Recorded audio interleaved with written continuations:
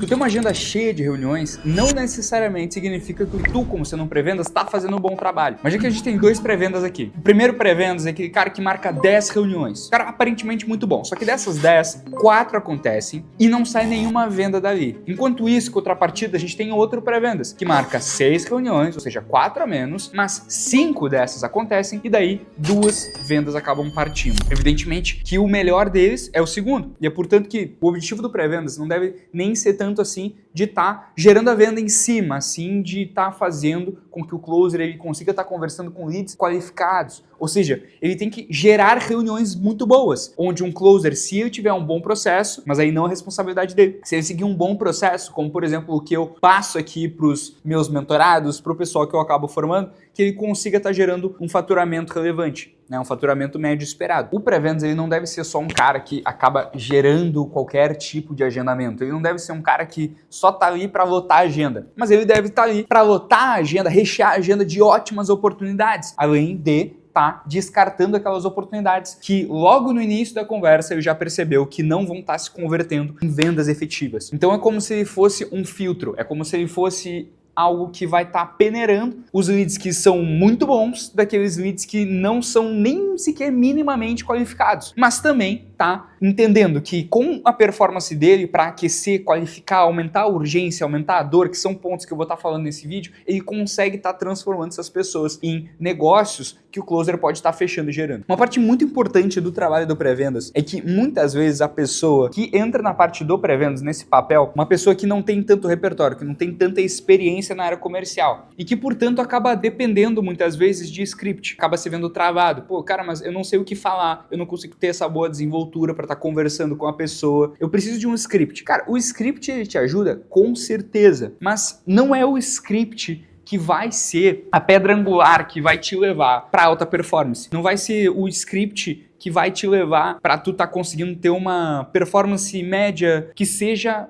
boa para a empresa, né? E boa financeiramente mesmo para ti, porque afinal de contas, qualquer posição na carreira comercial, seja pré-vendas, seja pós-vendas, seja closer, tu tá empreendendo, tu tem os recursos ali da empresa e tu, como sendo uma ferramenta, tu consegue estar performando bem usando essa ferramenta de um bom jeito, que tu consiga estar pegando bons frutos, pegando uma remuneração que é compatível com a tua performance, com os resultados que tu gera, assim como o contrário também pode estar acontecendo. Por que eu digo isso? Porque o script acaba sendo muito linear. A pessoa acaba vendo a frase que ela tem que dizer em seguida, sendo que a gente sabe, uma conversa, um relacionamento, ele deve ser algo que é flexível. A pessoa tem que ter esse jogo de cintura para estar lidando com um tipo de pessoa que se comunica de um jeito diferente da outra. As pessoas elas não são iguais, mas a gente tem que olhar aqui para algo que tem que ser constante, que são as crenças, as certezas. Tem que ser as confirmações, os pactos que a pessoa tem que assinar embaixo, independente do tipo. Se é um perfil, sei lá, se é um homem, se é uma mulher, se é um perfil mais dominante, um perfil mais indeciso, alguém que já tentou antes, alguém que nunca tentou nada. Todas essas pessoas, elas precisam ter assinado embaixo de micropactos que o pré-vendas vai estar fazendo, para que no final a pessoa, assim como um closer que faz esse mesmo processo, a pessoa só tenha uma possibilidade, de acordo com o princípio da reciprocidade, mas também das crenças que ela mesma percebeu que tem, que é a ação de participar da reunião. E a maneira alternativa que tu pode estar lidando com isso, né, para estar conseguindo conduzir um bom processo de pré-vendas, sim, tá? Tu pode estar estudando ali o script para estar, né, iniciando e tudo mais, para ter uma noção mínima de como fazer. Só que, cara, melhor ainda, é um framework. Framework é como se fosse uma planta, um mapa que tu vai estar seguindo para se localizar na conversa. Só que isso daqui é diferente do script, por quê? Porque não tá olhando aqui para as palavras que tu tem que dizer, palavra por palavra, frase por frase para a pessoa, mas sim nas crenças, na etapa da conversa que tu tá e que tu precisa passar para a próxima, independente do que a pessoa esteja falando, independente do que tu esteja falando, de uma maneira que a pessoa esteja, como eu falei antes, sendo conduzida para um lugar que tu quer. Aqui nesse caso, aumentando a urgência dela, aumentando a percepção de valor que ela poderia ter em uma solução, que no caso seria a reunião que tu vai estar marcando para ela com o teu closer, ou se tu mesmo for o closer, para ti mesmo, num momento melhor. E o que são esses pilares? O que são essas etapas aqui do framework, essas crenças que tu tem que trazer à tona. O que eu quero dizer com crenças? Eu não quero dizer aqui de uma manipulação emocional. O que a gente faz aqui nesse processo de vendas com perguntas socráticas não necessariamente é uma manipulação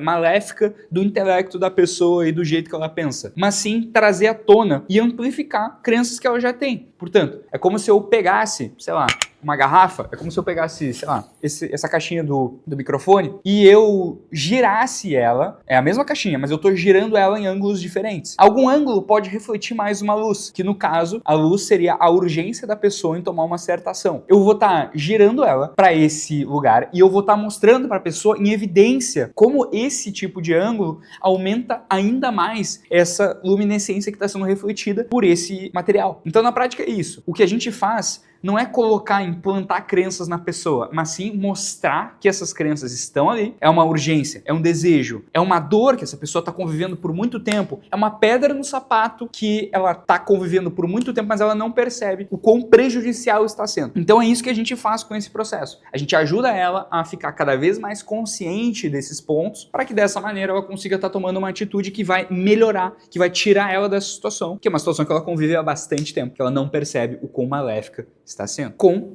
a ação que a gente quer que ela tome, que é participar de uma reunião de vendas com o closer. A primeira etapa desse mapa é o contexto, é o ponto de partida, é a conexão inicial com o pré-vendas e o seu potencial cliente. Essa conexão ela pode acontecer de diferentes maneiras, de acordo com o contexto em que esse lead interagiu com esse ponto de contato. Então, por exemplo, pode ser uma pessoa que curtiu alguma coisa do criador de conteúdo, se for um funil de social selling, né, pela DM, conversando. Pode ser alguém que interagiu com os stories, pode ser alguém que começou a seguir, ou até mesmo pode ser alguém que se cadastrou em algum formulário de tráfego pago, ou uma isca gratuita, ou que seja, né, se cadastrou em alguma lista de e-mails. Essa conexão, esse contexto, ele vai ser relacionado a isso, né? Então ele já varia por aqui. Aqui já quebra por si só essa ideia de um script, de um roteiro fixo. Então, puxa, fulano, então eu vi aqui que tu teve interesse, né? Que tu teve interesse aqui no meu perfil, que tu começou a me seguir. Puxa, várias pessoas que estão me seguindo, elas estão interessadas em começar a se vestir melhor, ou elas já se vestem muito bem e querem se vestir ainda melhor para se destacarem ainda mais nas suas áreas. Algumas pessoas que me seguem, elas estão interessadas em começar seus negócios, mas algumas elas estão querendo já escalar seus negócios ali dos 50 mil para os seus 100 mil, 200 mil por mês. Cara, eu fiquei curioso para entender um pouco mais sobre ti, né? Tô vendo aqui que tu me segue há bastante tempo, eu tenho certeza, né, cara? Aposto que tu já começou ali a tá aplicando meus ensinamentos para andar melhor de cavalo, né? Me conta aí sobre ti, cara. Ou, eu vi aqui que tu se cadastrou no nosso formulário, tá lembrado? Eu vi aqui que tu demonstrou esse interesse, vi que teu perfil ali parece um perfil que se dá muito bem em aplicando que eu entrego gratuitamente aqui para os meus seguidores. Me conta, como é que tá a tua situação? Como é que estão os teus projetos? Então é essa contextualização desse ponto de contato que vai gerar uma resposta mínima viável, uma RMV, que é a partir daí que tu vai estar conseguindo desenvolver essa conversa. A RMV, ela existe não só aqui quando a gente está falando de uma mensagem, porque de nada adianta todo um mapa, tu ter todo um script,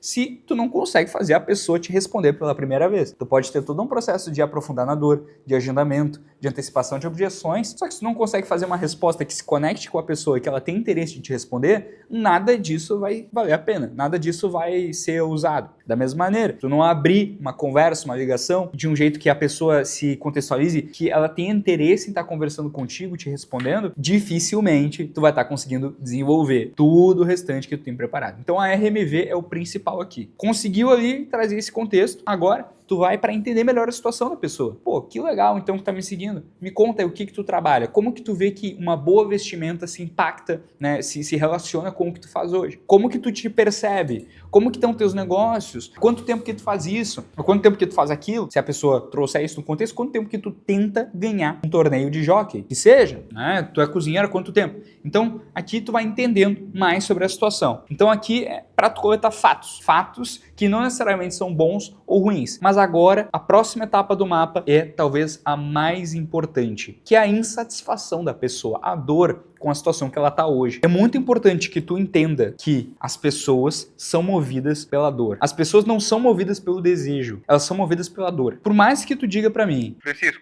eu sou diferente. Eu sou um cara que sou movido pelo desejo. eu tenho certeza que o teu desejo tem relação com uma dicotomia total do cenário que tu tá hoje. Eu quero ser um cara milionário, porque hoje tu te considera uma pessoa quebrada. Eu quero ser um cara que vai ser um ótimo fisiculturista, porque hoje tu tem uma péssima autoestima.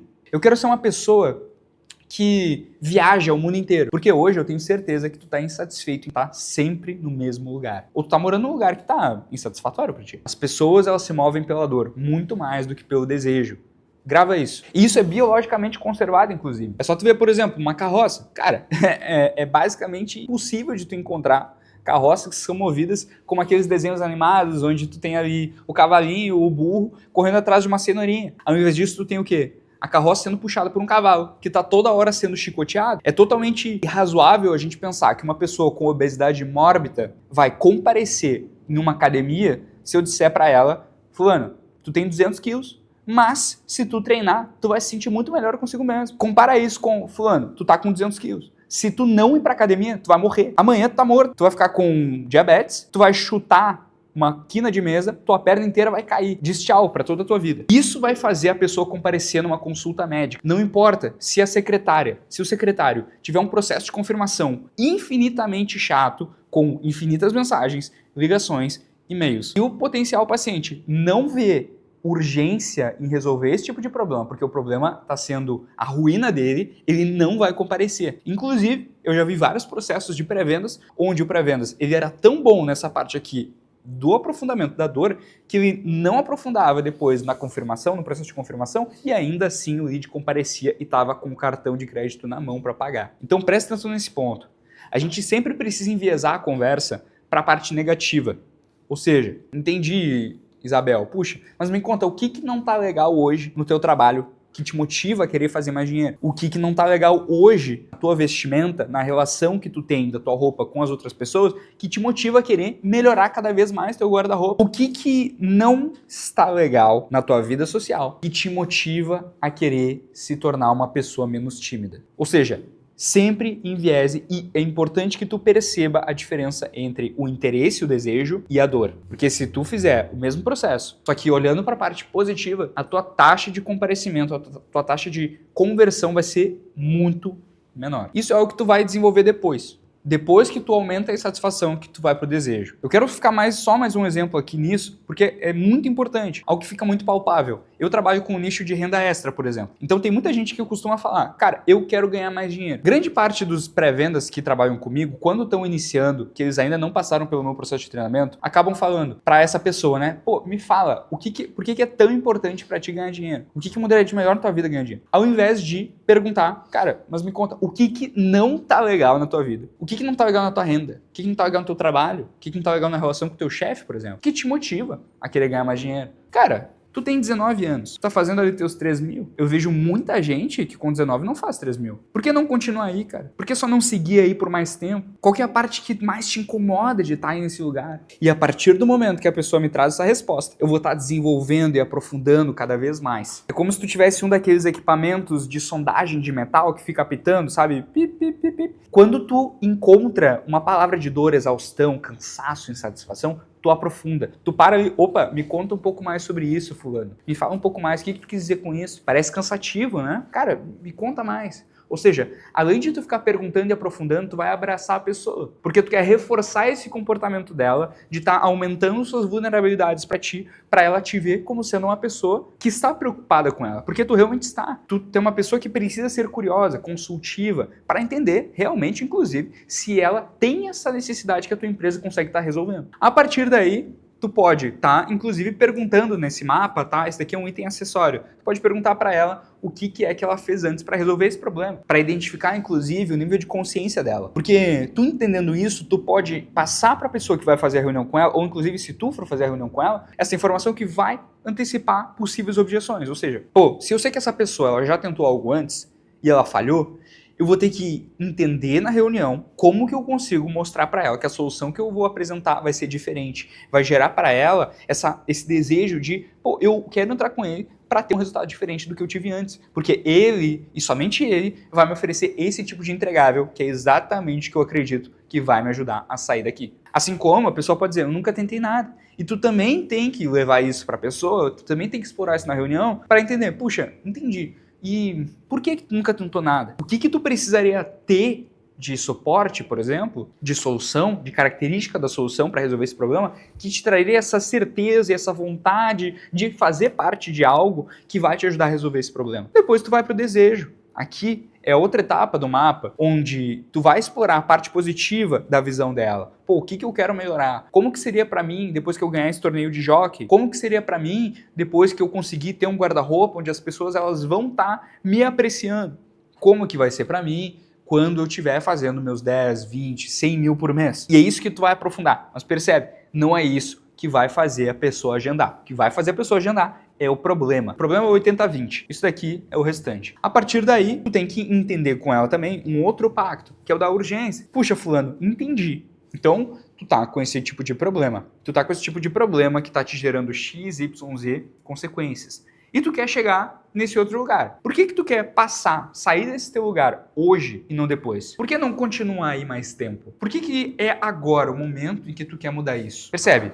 Essas perguntas, elas nunca serão binárias. Nenhum exemplo de pergunta que eu trouxe pra ti é uma pergunta binária. Por quê? Pergunta binária não é algo que justifica, que reforça uma crença. Eu quero, como aquelas perguntas de prova, de prova de ensino fundamental, eu não quero te fazer uma pergunta de sim ou não, eu quero deixar mais complexo. Porque é quando a pessoa justifica que ela reforça a crença. Por mais que ela não tenha uma clareza tão grande, a partir do momento que ela tem que pensar numa resposta mais complexa, aberta, ela vai pensar em motivos. Motivos de como esse problema está sendo algo que prejudica ela. Motivos de por que isso é o que ela tem que resolver o mais rápido possível. Motivos do porquê que quando ela tiver uma reunião com uma pessoa que está oferecendo uma solução para ela, para resolver esse problema, que tem atormentado ela por tanto tempo, do porquê que ela vai estar comprando. Então é isso que a gente vai estar nutrindo, é isso que a gente vai estar trazendo à tona. Porque as melhores perguntas que a gente traz, elas não estão lá simplesmente para convencer o lead, mas sim para aumentar o nível de consciência dele, para que ele consiga se convencer sozinho. Todo o meu processo e o processo que eu ensino aqui é de ajudar a pessoa a fazer alguma coisa.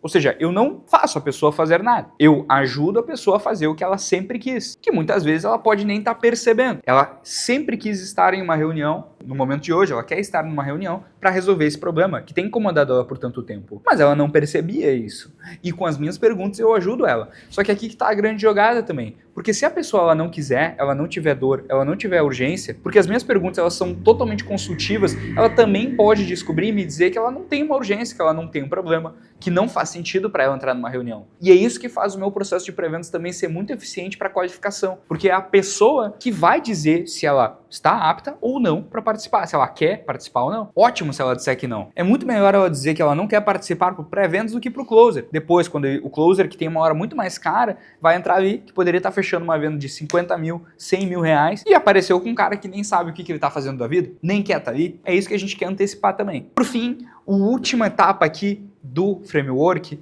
é o comprometimento, o último micropacto e, por fim, o agendamento. O que eu quero dizer com comprometimento? Tu precisa estar fazendo a pessoa se comprometer, assinar embaixo desse acordo de que se ela tivesse uma oportunidade de resolver esse problema, ela toparia.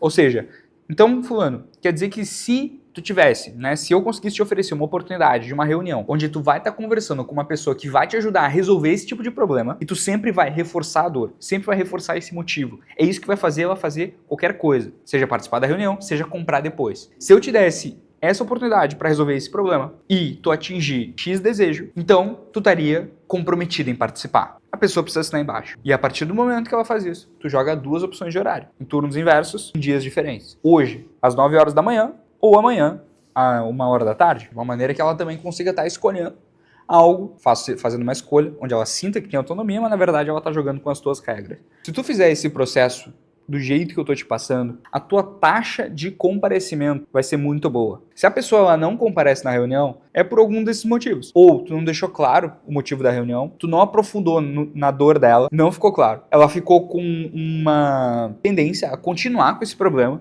não ficou tão latente assim ao ponto dela querer, por exemplo, ela tá numa trilha, tá com uma pedra no sapato. Cara, ela tá com uma dorzinha, mas ela pode continuar caminhando. Não vai valer a pena o esforço dela de sentar no chão, parar o ritmo, desamarrar o sapato para tirar aquela pedra. Ou seja, tu tem que aumentar a consequência de ela não remover isso. Pô, fulano, caramba, Imagina a bolha que vai te gerar. Imagina se lá no final da trilha tu não conseguir caminhar e não conseguir ver o topo da colina que a gente tá caminhando por tanto tempo. Eu já vi que tu tá caminhando um pouco mais torto. Cara, imagina se isso daí começar a aumentar uma tendência a tu ter uma lesão. Porque eu tô vendo que tu já tá caminhando torto, inclusive, né? Cara, pô, como é que tu te sente sobre isso? Então é isso que eu tô falando.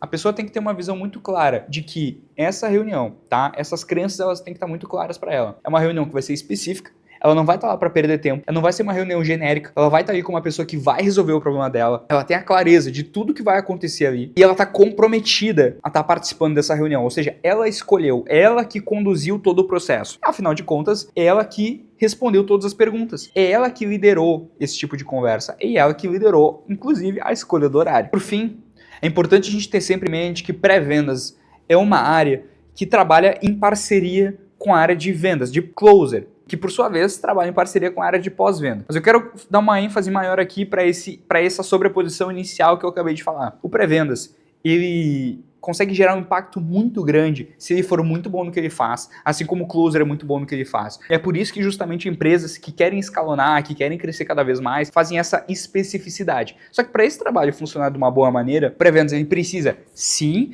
estar gerando esses agendamentos. Só que além de gerar esses agendamentos, como eu tô falando, precisa ser uma pessoa qualificada, precisa ser uma pessoa que ela tá aquecida. Ela vai entrar na reunião para que o closer ele consiga estar fechando essa venda sem tanto esforço. O melhor pré-vendas com quem eu já trabalhei era um cara que gerava leads para mim, que mesmo minimamente qualificados, eles já estavam tão aquecidos que a minha reunião era muito mais rápida. Eu conseguia fechar esse cara de um jeito muito melhor. E, inclusive, por esse cara ele tá tão comprometido com a mudança, ele comprava o nosso produto e ele era o que mais tinha resultado rápido. Ou seja, a gente conseguia gerar, inclusive, ótimas pessoas que geravam indicações para nós. Elas compravam de novo. Então, o pré-vendas é tão importante que ele, por fazer um bom trabalho ou fazer um mau trabalho, vai impactar em todo o restante da cadeia. Ele vai levar pessoas que vão gerar muito trabalho para o pós-venda, não vão executar ou vão executar muito bem, vão dar um trabalho muito pouco para o closer, para o pós-venda e vão estar conseguindo gerar ótimos resultados aí, gerar indicações, comprar novos produtos, comprar de novo. Então,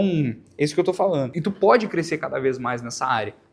Pré-vendas normalmente é uma área que é vista como sendo algo com um pouco prestígio, mas tu pode ser um ótimo pré-vendas que pode treinar outros pré-vendas, pode gerar uma agência de pré-vendas, tu pode virar um gestor e, portanto, crescer cada vez mais na hierarquia da empresa, se tornando um dono da própria empresa. Tu pode, né? Não necessariamente tu precisa estar escalando ali para virar um closer. Até porque, cara, é um impacto gigante e o mercado tá cada vez mais faminto para bons pré-vendas. E eu digo isso porque eu também comecei como pré-vendas. Hoje eu trabalho das duas maneiras. Eu sou gestor aqui, sou head comercial da empresa, eu trabalho como closer, eu trabalho como pré-vendas nas minhas horas vagas, afinal de contas, eu sei que é o resultado que eu gero para essa empresa que vai pagar todo mundo no bolso, então eu também faz sentido para eu estar entrando no operacional, criando e refinando cada vez mais o processo, ajudando o meu time em todas essas áreas, porque eu sei do impacto que essa parte aqui do pré-venda, se não for bem calibrada, vai estar gerando uma alavanca muito grande em todas as áreas aqui do nosso negócio. Meu nome é Francisco Milk, eu sou formador de vendedores, pré-vendas e closers, inclusive aqui na parte do pós-venda também, e construtor, arquiteto de grandes áreas de operações comerciais. Se tu quiser aprender mais sobre a parte do pré-vendas e restante do processo comercial, negociação, comunicação humana, é só se inscrever, ativar o sininho e deixar o like para acompanhar os próximos conteúdos.